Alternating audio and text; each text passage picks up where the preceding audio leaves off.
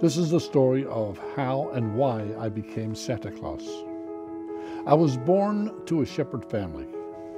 We lived in a little village in a region called Nazareth. In fact, the village was so small it didn't even have a name. The nearest town was a little town called Bethlehem, and it was about a 2.5-day walk. I was born into a shepherd family, and many generations of shepherds. My grandfather, my father, my uncles, my male cousins, they were all shepherds. So it was expected that I too would become a shepherd boy. A shepherd boy's apprentice started at age 7 years old. A few years prior, I was really excited and I thought it was going to be a lot of fun. But when I turned 7 years old and started my apprenticeship, I found out that it was a lot of hard work.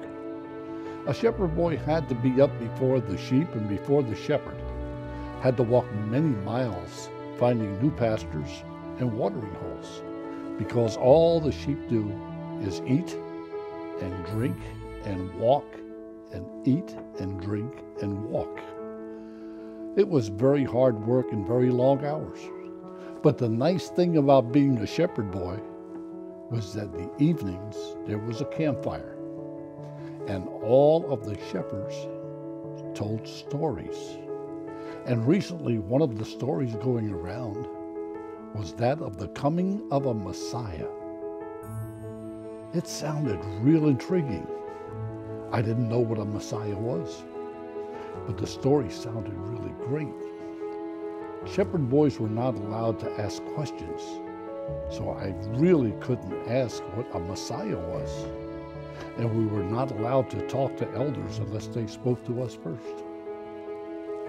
One night, I got up the courage to ask my father, "What is a Messiah?" And he paused for a moment. He said, "Well, Messiah is a savior." I said, "I didn't know what a savior was either." And he paused again and said, "Well, a Messiah and a savior is like a king." Ah, I heard about kings. I knew that kings wore gold crowns. They sat on white horses, had beautiful white robes flowing and trimmed with gold, and everywhere they went, the people bowed and the trumpets blared.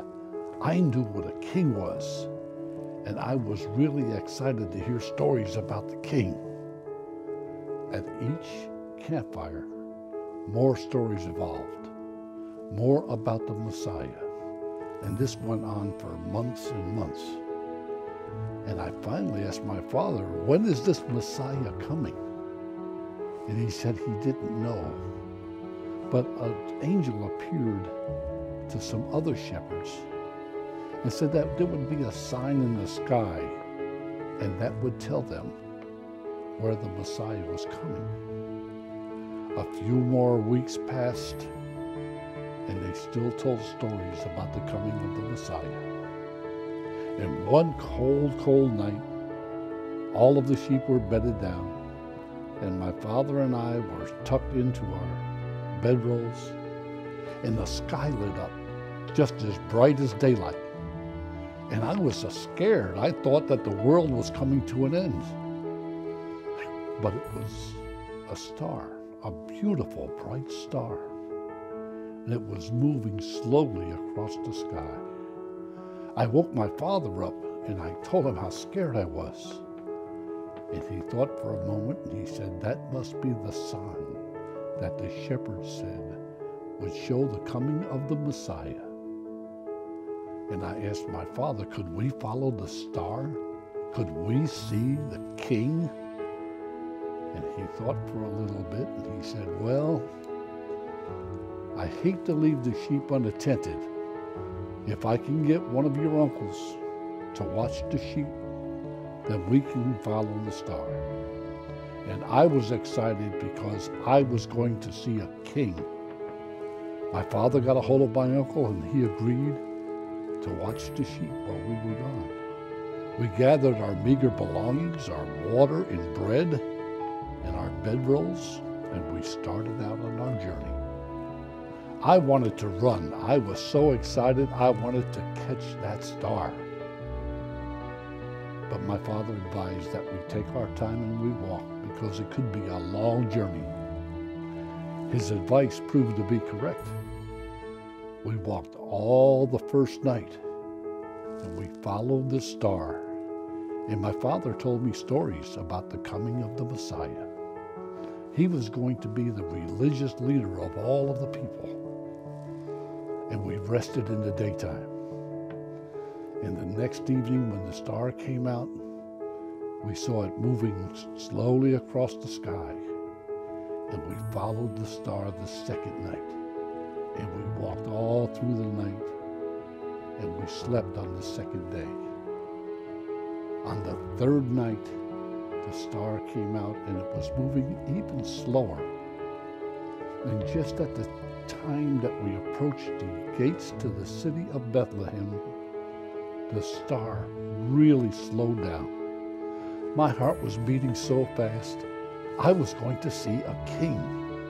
I just knew that down the street, there would be the king sitting on his big white horse, a gold crown on his head, and I was going to see a king.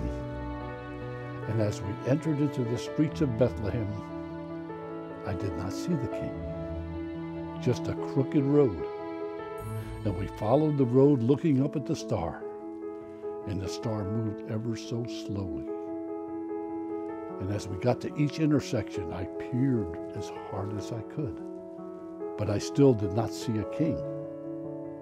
Finally, as I looked at the star, it come to a complete stop. It shone a bright cone of light. And I just knew as I turned that corner, I was going to see the king sitting in front of an ornate palace.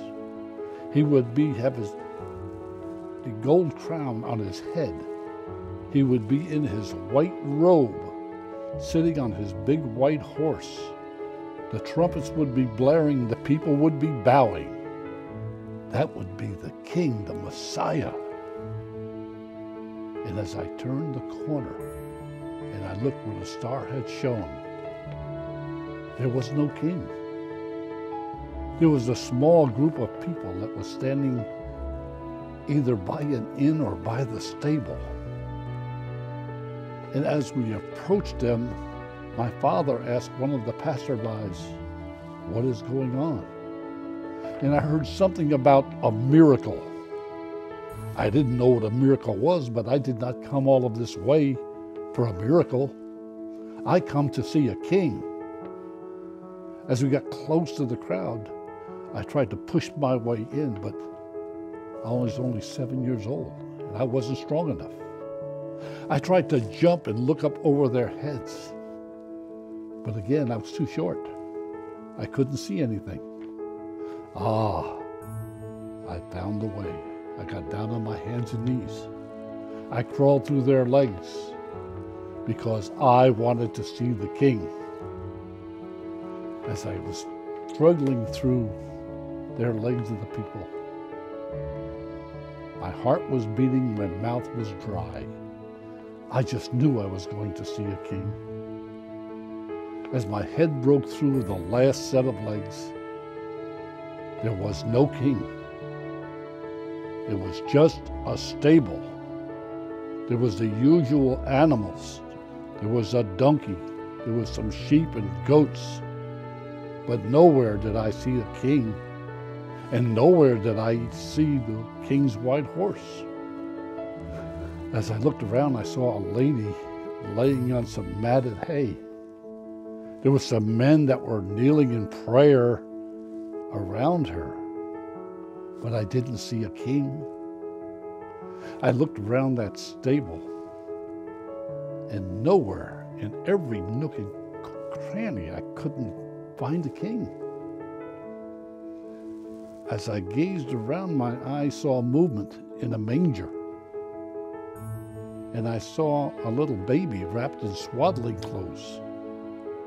But I didn't come all this way to see a baby. I came to see a king. As my eyes left the manger, I looked around. And I thought maybe being it was so dark, the king could be in the corner. And I focused in the corner in the dark, but still there was no king. As I came back around with my gaze, my eyes again focused on the manger. The little baby turned his head, opened his eyes, and looked directly at me. Oh my goodness, what a beautiful face. So perfect in every detail. When I looked into that baby's eyes, it was like looking into reflecting pools of water. And I saw so much when I looked into the eyes of that child. I saw the love for all of God's children. I saw peace on the earth. And I saw hope for all of mankind. I stared at that child for what seemed to be eternity. And finally, the child moved his head and broke our gaze. And I sat there in a daze, trying to figure out what I had witnessed.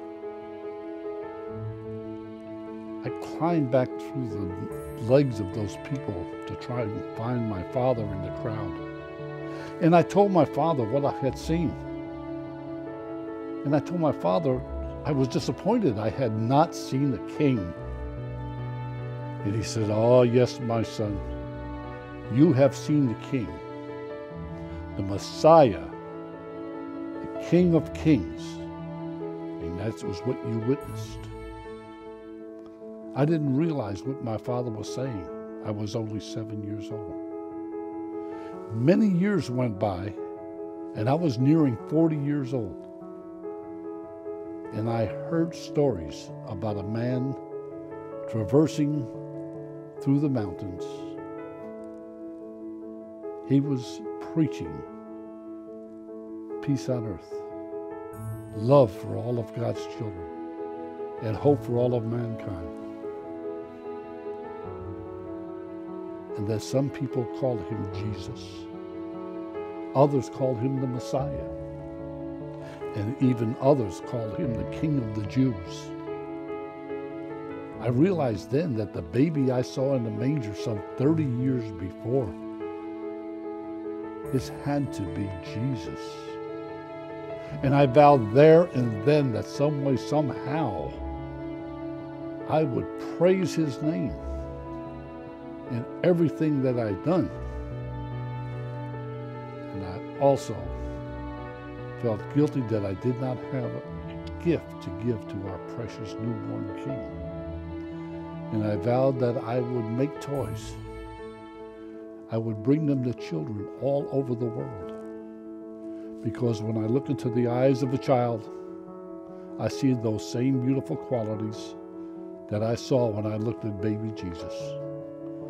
I see peace on earth, love for all of God's children, and hope for all of mankind. May you have a rich and blessed Christmas.